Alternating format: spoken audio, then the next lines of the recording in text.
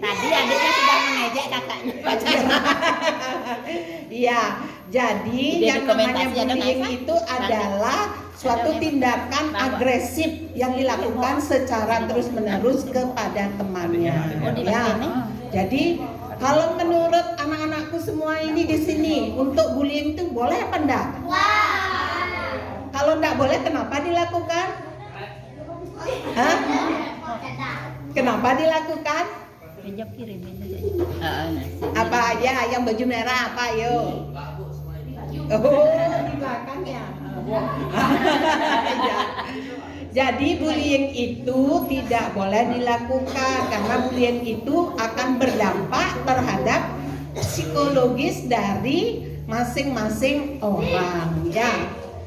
Untuk bullying sendiri itu ada beberapa bagian ya. Yang pertama itu namanya bullying secara fisik. Ini tidak boleh dilakukan. Bullying fisik itu contohnya memukul, apalagi menendang, apalagi mencubit, apalagi ya. Jadi bullying itu dibagi menjadi 6 bagian ya, 6 macam. Yang pertama itu secara fisik yang memang kekerasan yang dilakukan secara langsung atau kelihatan oleh mata. Jadi kalau kita melakukan bullying secara fisik itu temennya tahu bahwa dia dipukul atau dia ditendang atau dia dijambak atau dia dikunci di dalam lemari, di dalam kamar, atau temennya masuk ke WC ditutup, dikunci pintu. Itu termasuk bullying ya, tidak boleh dilakukan. Yang kedua itu adalah bullying secara verbal, yaitu mengejek. Misalnya apa kalau mengejek? Misalnya kamu pendek, kamu hitam, kamu gemuk, kamu kurus, itu enggak boleh ya, mengejek. Pernah diejek sama siapa? Siapa yang ngejek? Ayo. Dibilang hitam. Iya, siapa yang ngejek? Itu termasuk siapa namanya sayangku? Adik siapa nak? Hah? Suja. Ya, salam Gayatri dulu. Oh, pinter sekali ya. Jadi kalau kita diejek atau misalnya nama dari orang tua kita dipanggil gitu ya, misalnya namanya siapa? Nah, itu termasuk bullying verbal ya, itu tidak boleh dilakukan. Kenapa tidak boleh dilakukan? Karena yang dibully itu merasa tidak nyaman. Itu ada juga bullying yang non verbal. Misalnya tahu enggak yang non verbal? Ngewerin tahu enggak? Gitu. Ya, pernah itu enggak? Sombong. Nah, bukan sombong ya. Meledek. Misalnya gini, saling sindir-sindir, lihat-lihatan. Ada gitu? Kadang kalau pas dilihat gitu. Ya, itu juga termasuk bullying ya. Itu tidak boleh dilakukan. Ada juga yang bullying yang secara sosial, diam-diam nggak ngomong gitu loh. Ada nggak? Sing matakon ya timpale, cuek, kuek-kuekan. Nah, itu juga termasuk bullying. Tidak mau berteman. Ya, ada juga bullying itu kalau di sini sudah semua pernah megang HP, punya media sosial, apa? WA, IG, TikTok, apalagi Facebook. Kalian pernah enggak pada saat di IG atau di sosial media tuh saling ejek-ejekan sama teman? Iya, untung enggak ada yang saling ejek-ejekan, karena yang paling sering terjadi untuk di kalangan remaja, yang mengijak remaja itu adalah ejek-ejekan di Facebook, misalnya di IG, ya di WA, akhirnya bertengkar. Dan yang terakhir itu bullying, yaitu kekerasan seksual. Jadi nanti antara yang cewek dengan yang cowok itu tidak boleh saling senggol menyenggol ya. Mana buah dadamu, mana pantatmu, itu tidak boleh saling senggol. Itu termasuk dari bullying ya. Kenapa bullying itu tidak boleh dilakukan? Ada enggak? Karena selain membuat merasa yang dibully itu tidak nyaman, jadi males sekolah, ya enggak? Kalau misalnya ada yang ngejek di sekolah, kalau diejek hitam marah enggak? Enggak. Ya, karena sudah biasa gitu. Tapi kalau ada yang diejek misalnya tidak sesuai dengan kondisi fisiknya, ada yang marah enggak? Kalau anak-anakku habis dibully itu marah, nanti secara psikologis itu sudah terjadi gangguan, konslet otaknya ya dia. Sudah konslet otaknya. Kalau konslet otaknya apa yang terjadi? Stres, ya enggak? Karena stres itu jadi susah tidur, tidak mau makan, konsentrasi dari konsentrasi belajar hilang, akhirnya tidak mau sekolah, tidak mau mandi. Ada yang belum mandi di sini? Sudah. Ya. Itu. Jadi karena stres akhirnya menjadi sakit ya. Makanya hindari untuk melakukan bullying dan sejenisnya kepada teman-teman yang ada di sini ya. Nanti nggak boleh saling ejek-ejekan. Tetapi kalau misalnya sudah dibully, apa yang kalian bisa lakukan? Anak-anak lakukan? Hah? Lapor, pinter sekali ya. Lapornya kemana? Ke mama, ke ayah, ke oma. Ya.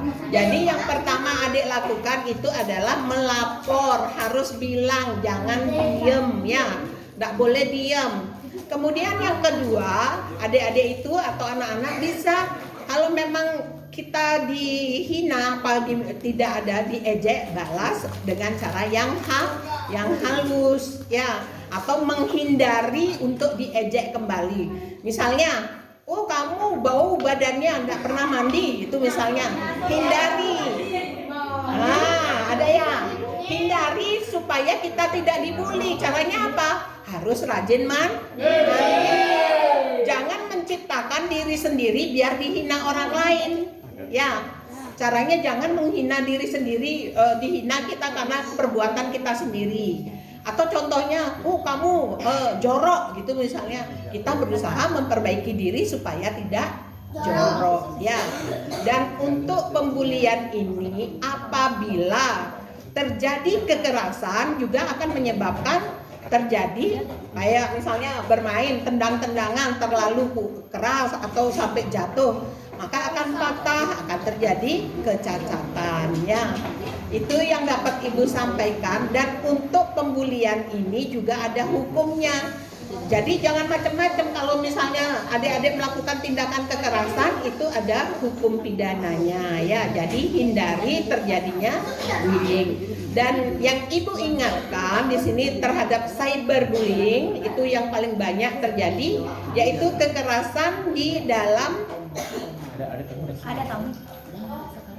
kekerasan di dalam menggunakan internet ya. Jadi kalau memang berita itu tidak benar, lebih baik diblokir atau jangan diteruskan. Pernah enggak lihat-lihat pesan terusan?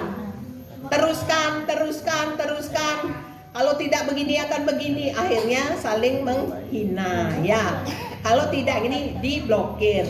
Kalau untuk yang kecil-kecil atau gini, apabila tidak ada manfaatnya, lebih baik tidak menggunakan sosial media.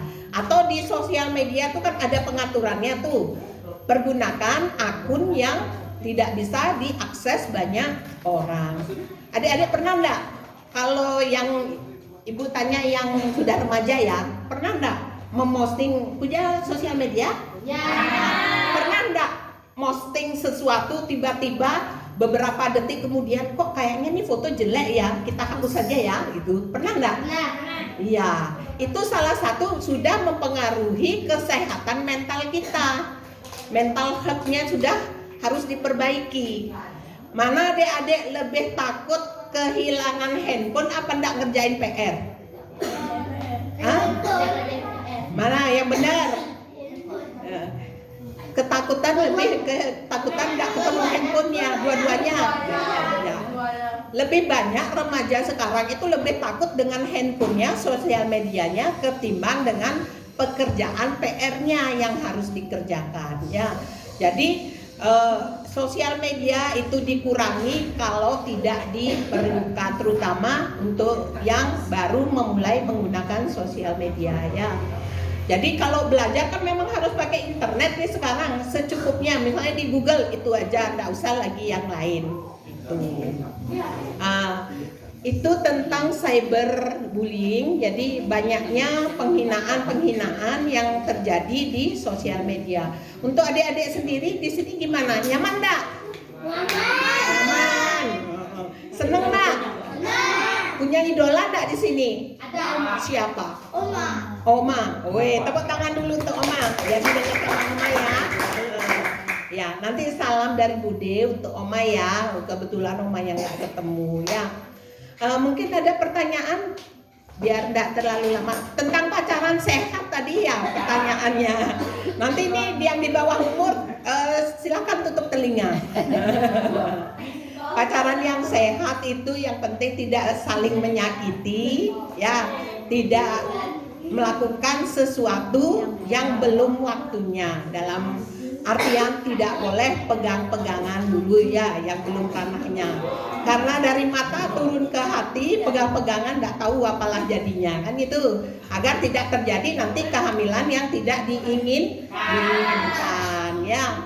Kalau pacaran yang sehat itu adalah pacaran yang saling membangun dan saling bersaing untuk berprestasi. Sanda, itu pacaran yang sehat. Tapi kalau pacaran saling menyakiti lebih baik di blok aja. Ya, itu. Oke? Ya, di blok aja. Ada pertanyaan mungkin dari adik-adik atau yang lain? Pas? Pas? Pas, ya. Salam Gayatri ya. Demikian yang dapat Ibu Bude sampaikan. Jadi nanti kalau gimana dari pengurus bisa Bude kalau misalnya ada pertanyaan ya. Ya, terima kasih. Punya Bude baru. Punya Oma, punya Opa, punya Mama, punya Ayah, punya Bude, punya PKBI. Punya Pak D. Punya PKBI ya. Ya, terima kasih banyak. Saya akhiri. Om Santi Santi Santi Om. Angka itu misalnya ya, itu berencana, biasa kan semua direncanakan dulu, sama pacar saling mensupport, saling mendukung. Kalau sekolah bersaing dan saling mengajari. Kalau pacarnya turun nilainya, kasih semangat, sebetulnya kamu pinter, cuma mungkin kamu kemarin agak malas itu belajarnya. Ayo kita lomba, kalau kamu juara 1 saya beri kamu pulsa.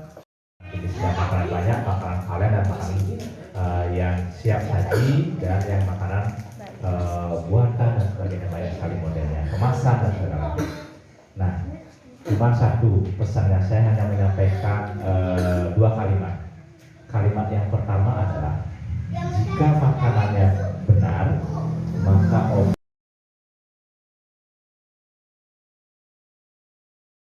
Kaya itu bukan ketika kita mau membeli, tapi ketika kita mau memberi. Yang kedua, manusia tidak pernah tahu di mana rezekinya, tapi yang bisa tahu di mana rahmat pemiliknya. Jadi yang kelima, janganlah menyesal kita sudah berbuat baik pada orang lain, adalah orang lain menyesal sudah berbuat baik pada kita. Jadi di sini ada terapi ayat yang sudah dipakai dengan kekuatan doa oleh anak Gayatri setiap pagi, siang dan sore. Bagi ibu sama bapaknya bisa mengambil terapi ayat yang bisa Rapi air. Langsung Buy. minum ke sebelah dulu nih. Permohonan sini. Silakan semuanya bisa ambil. Mana Pak? Ibunya bisa ambil dulu air. Oh.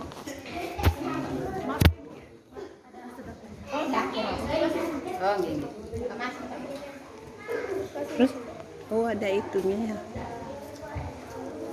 terus Silakan menghadap ke utara karena sebelah utara